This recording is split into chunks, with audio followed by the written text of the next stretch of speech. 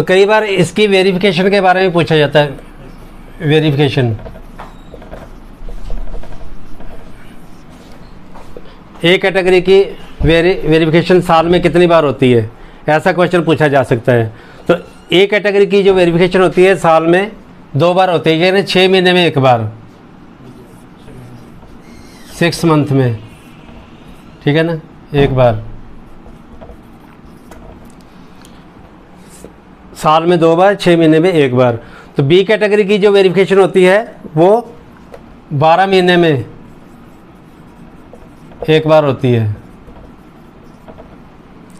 और ऐसे ही सी कैटेगरी की जो होती है 24 मंथ में।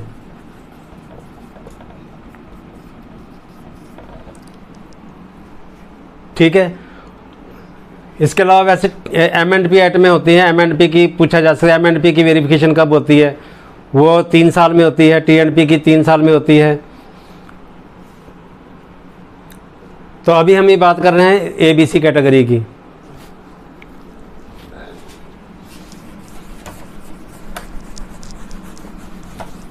TNP आइटम को साल में 3 साल में 1 बार, 3 साल में 1 बार। तो सर लेकिन जब आता है लोग ये वो करने वेरिफिकेशन करने तो सारा तो फिर से बदलता था नहीं, TNP पता नहीं रहता है ना, पता नहीं रहता है ना, उनको खुद करने वाला को खुद नहीं पता। अब बोला आए गए से ड्यूटी अपनी पूरी कर जाता है, ड्यूटी कर जाता है ना।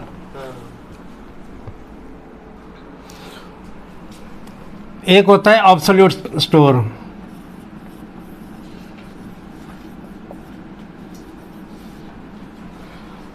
ऑब्सोलीट क्या होता है?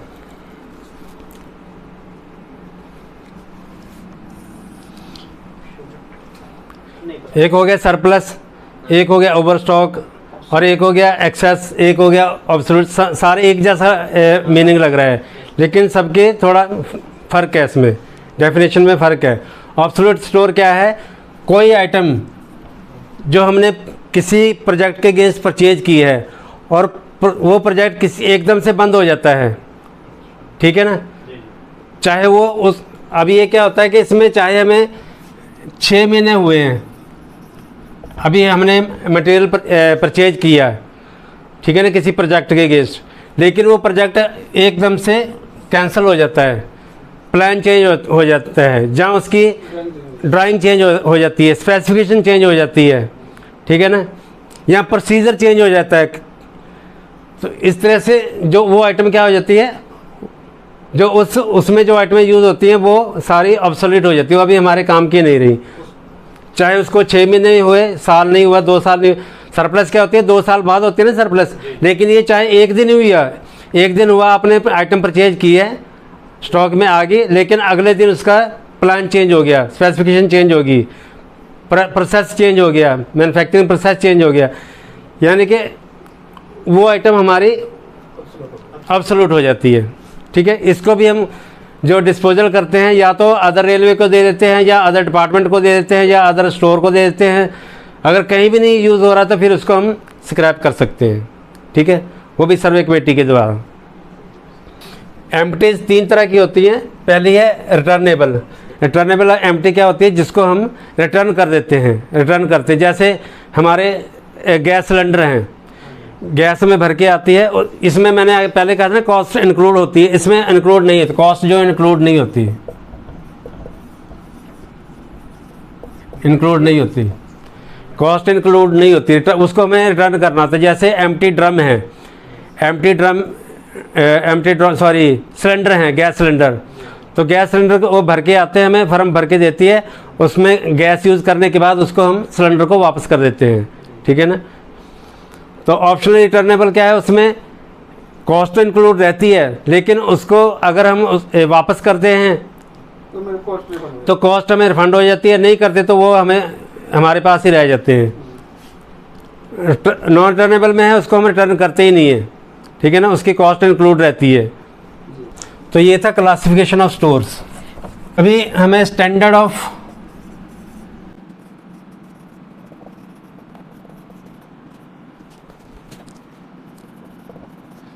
फाइनेंशियल प्रॉपर्टी, इसका भी क्वेश्चन बहुत ही इंपॉर्टेंट है, ये भी पूछा जाता है। इसको हम कैनन ऑफ फाइनेंशियल प्रॉपर्टी भी कहते हैं, कैनन ऑफ फाइनेंशियल प्रॉपर्टी।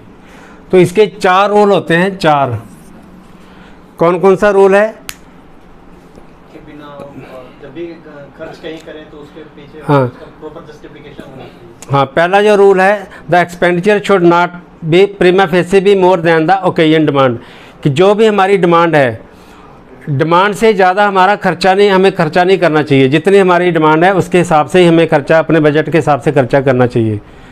तो जैसे एक वाइज पर्सन, एक सियाना आदमी अपने घर का खर्च चलाता है अपने बजट के अनुसार, अपने पॉकेट के अनुसार, ठीक है ना, उसी तरीके से एक गवर्नमेंट एम्प्लॉई जो जिसके पास फाइनेंस को जो पैसा खर्चने की पावर है, उसको as a wise person government का जो पैसा खर्च करना चाहिए। जैसे अपना पैसा खर्च करता है ना, बड़े ध्यान से हर चीज़ सोच समझ के, उसको देख के परख के सारा फिर खर्च करता है। एक वाइज पर्सन, ऐसा नहीं बेवकूफ़ आदमी नहीं, एक वाइज पर्सन की तरह जो पैसा खर्च करता है, उसको हम कहेंगे, वो रूल नंबर 1 में आएगा, ठीक है ना। दूसरा रूल क्या है?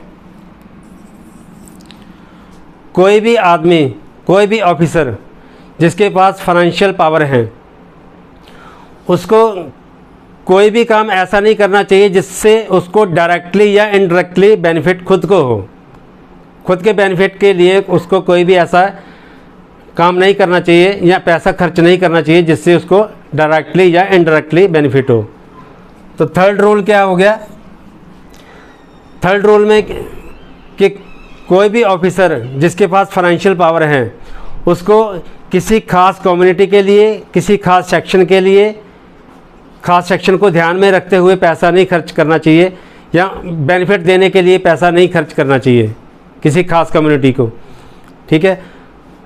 लेकिन कुछ जगह पे छोड़ के, जैसे कई जगह पे किसी कम्युनिटी को कोई बेनिफिट देना हो जो रूल के हिसाब से, उसको छोड़ के बाकी अगर वैसे किसी को बेनिफिट नहीं देना चाहिए, किसी भी सेक्शन को, किसी भी पर्सन को, किसी यार दोस्त को, किसी अपने ही आदमी को कोई खास बेनिफिट नहीं देना चाहिए। अगर कोई ऑफिसर अपने किसी खास आदमी को बार बार बेनिफिट दे रहा है तो वो शक के दायरे में आ जाएगा। तो चौथा एक और रूल है कैनन ऑफ फाइनेंशियल प्रॉपर्टी का, कि जो भी हमें अलाउंसेस मिलते हैं उसका हमें मिसयूज़ नहीं करना है।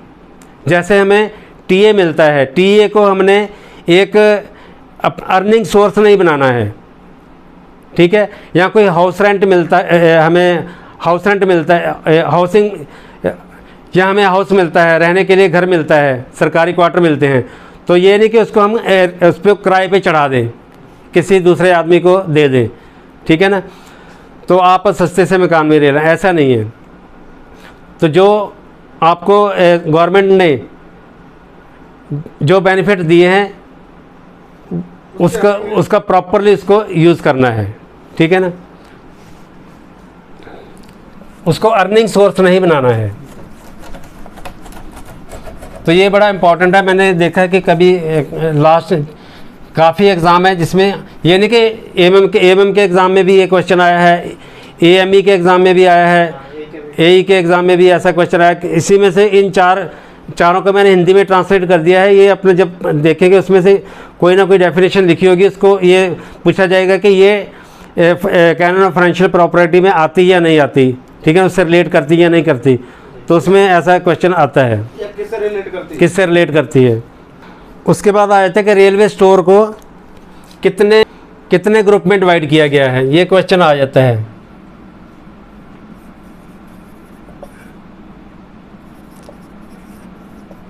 रेलवे स्टोर्स हैं वो कितने ग्रुप में डिवाइड किया गया है? ये 75 ग्रुप है टोटल, 75 ग्रुप में इसको डिवाइड किया गया है। तो हर आइटम को पीएल से डिनोट करते हैं। पीएल क्या होता है? पीएल की फुल फॉर्म आ सकती है। पीएल क्या होता है? प्राइस लिस्ट नंबर,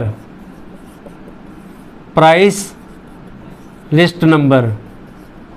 इसकी देखने में हम पीएल, हमें सभी जानते हैं पीएल है क्या, पीएल कहते रहते हैं, लेकिन इसकी फुल फॉर्म क्या है? इसका हमें पता ही नहीं होता है। तो ये बड़ा सिंपल सा क्वेश्चन ये पूछा जाता है, प्राइस लिस्ट की फुल फॉर्म क्या है, ठीक है ना, पीएल की फुल फॉर्म क्या है।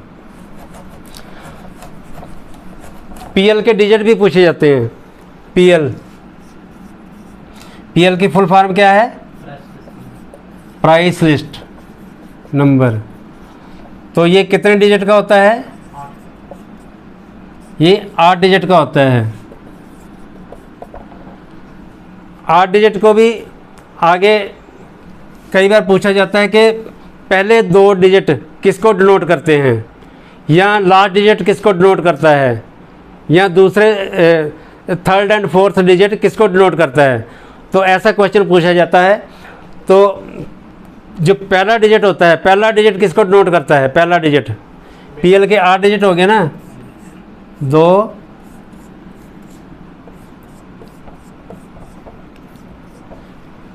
तो जो पहला डिजिट है, फर्स्ट डिजिट, ये किसको डिनोट करता है,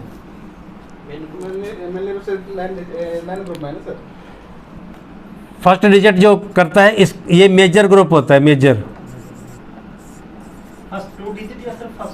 सिर्फ फर्स्ट डिजिट की मैं बात कर रहा हूँ, फर्स्ट डिजिट मेजर ग्रुप होता है, ठीक है ना।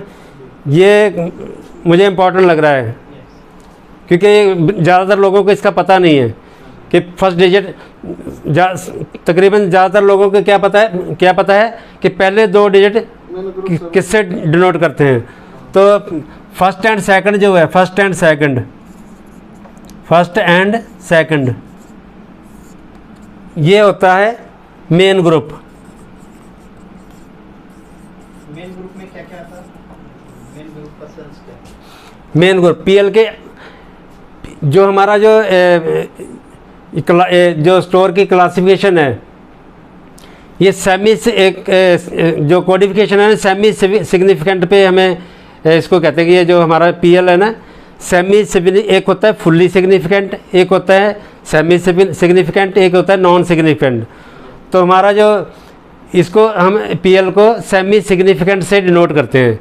सेमी सिग्निफिकेंट का मतलब कि पहले डिजिट का कुछ ना कुछ मतलब है, 2 डिजिट का भी कुछ ना कुछ मतलब है, ठीक है ना। कुछ ऐसे भी डिजिट हैं जिनका कुछ मतलब नहीं है, ठीक है ना। तो पहले डिजिट का क्या मीनिंग है, तो मैं बता देता हूँ पहले डिजिट का।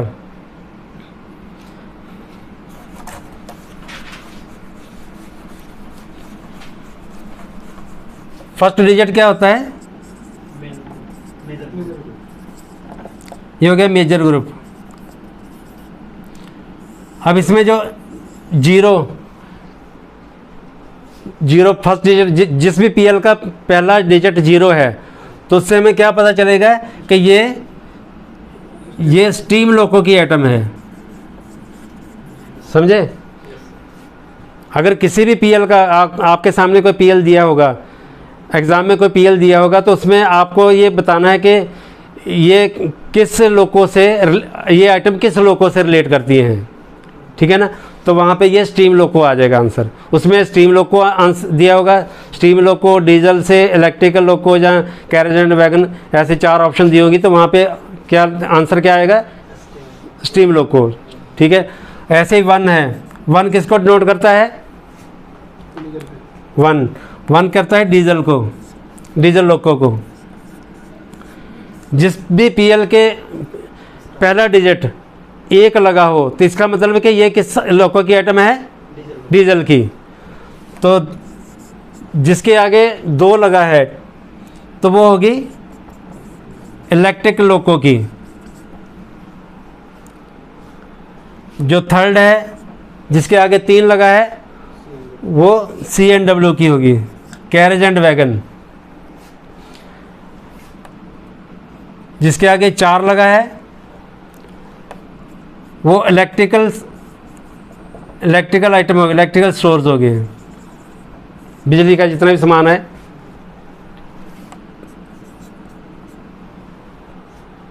जिसके आगे 5 लगा है, वो SNT का सिग्नल एंड टेलीकम्युनिकेशन है। और 6 ये MNP का है, या इंजीनियरिंग का लगा लो, इंजीनियरिंग की आइटम है, मशीन एंड प्लांट है, जितने भी है इंजीनियरिंग की आइटम, ये 6 में आएगी। ठीक है, आगे जनरल आइटमें होती हैं 7, 8, 9, ये जनरल आइटमें हैं।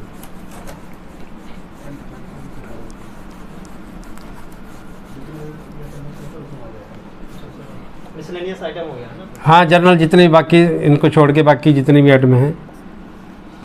तो अब हम बात करेंगे पहले 2 डिजिट की, फर्स्ट एंड सेकंड।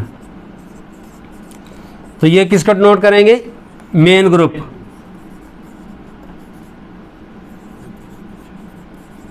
ठीक है, और सेकंड एंड थर्ड किसको नोट करेंगे? सब ग्रुप। अब तो फिर थर्ड और फोर हो गया। कौन सा? फर्स्ट और सेकंड तो इसमें आ गया। फर्स्ट, सेकंड और थर्ड एंड फोर्थ। हाँ जी, थर्ड एंड फोर्थ किसको करेंगे? सब ग्रुप। और ये सीरियल नंबर होता है, आइटम का सीरियल नंबर। ये इतना इम्पोर्टेंट नहीं है। पहला पूछा जा सकता है, ये पूछा जा सकता है, सब ग्रुप का नहीं पूछा जाता क्योंकि बहुत सारे होते हैं, इसका नहीं पूछा जाता है, तो इसका पूछा जा सकता है। ये होता है चेक डिजिट। पीएल का लास्ट डिजिट जो होता है उसको क्या कहते हैं? Check digit. इसका क्वेश्चन जनरली पूछा जाता है। तो इसको जो पीएल को चेक करने का एक फार्मूला होता है जिसको हम मॉडुलस 11 कहते हैं। मालूम है? अगर ऐसे ही पीएल पूछा जाए क्वेश्चन के पीएल को चेक करने का कौन सा फार्मूला है, उसको क्या कहते हैं, उसका नाम बताइए, ऐसे उसमें मॉडुलस 11 लिखा होगा, कोई कोलंबस 11 लिखा होगा, या कुछ और कोई नाम दिया होगा, ABCD कुछ भी नाम दिया होगा, उसमें मॉडुलस 11 जो फार्मूला है वो इसका राइट आंसर है। पीएल को चेक करने के लिए कौन सा फार्मूला यूज होता है, ठीक है ना, उसका नाम है मॉडुलस 11। मॉडुलस 11 क्या है कि हमारे पास 8 डिजिट हैं, ठीक है, पीएल के 8 डिजिट हैं। तो लास्ट वाले डिजिट को छोड़ के जो चेक डिजिट होता है, चेक डिजिट होता है, लास्ट वाले को छोड़ के जो नेक्स्ट है उसको हम 2 से मल्टीप्लाई करते हैं, 2 से। कोई पीएल बोलना है? ये बोलो। हाँ, 30, 32, 80, 19, 30, 32, 32, 80, 19, 80, 19। 19। ठीक है, ये हमारा पीएल नंबर है। ये पीएल नंबर सही है कि नहीं है, इसका चेक डिजिट जो है 9, ये अगर सही हुआ तो इसका मतलब पीएल सही है। ठीक है, इसको चेक करने के लिए क्या है, इसको हम छोड़ देंगे पहले लास्ट वाले को, तो उससे नेक्स्ट वाले को 2 से मल्टीप्लाई करेंगे, फिर इसको 3 से, 4 से, 5, 6, 7, 8 ऐसे इसको मल्टीप्लाई करेंगे।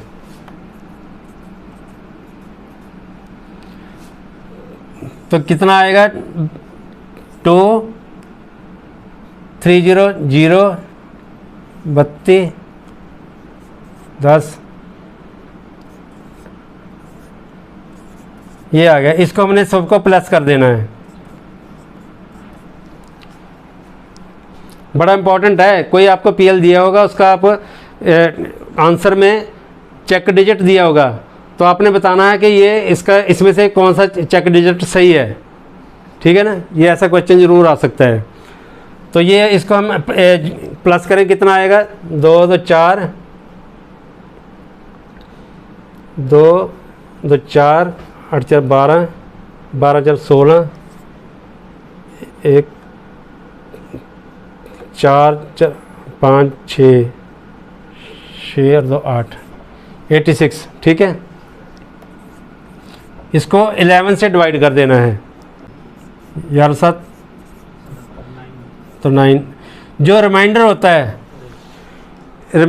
है वो चेक डिजिट होता है। कई लोग गलती करते हैं कि इसको चेक डिजिट कर देंगे, टिक कर देंगे। जो पूरा कटता है उसको चेक डिजिट नहीं कहेंगे, जो रिमाइंडर होता है।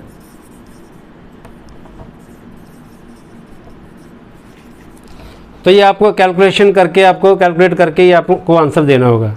इनकेस यदि बीच में कोई डिजिट गलत लिख दिया फिर सर कैसे चेक हो पाएगा? गलत है इसका मतलब कि आपका वो मैच नहीं करेगा।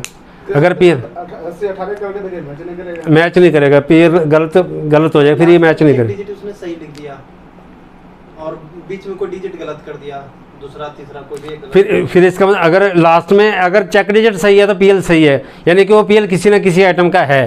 हाँ, कंप्यूटर ने अलॉट किया हुआ है, ये किसी ना किसी आइटम को ये पीएल अलॉट किया हुआ है, जी जी। ठीक है ना। तो कंप्यूटर गलती नहीं करेगा।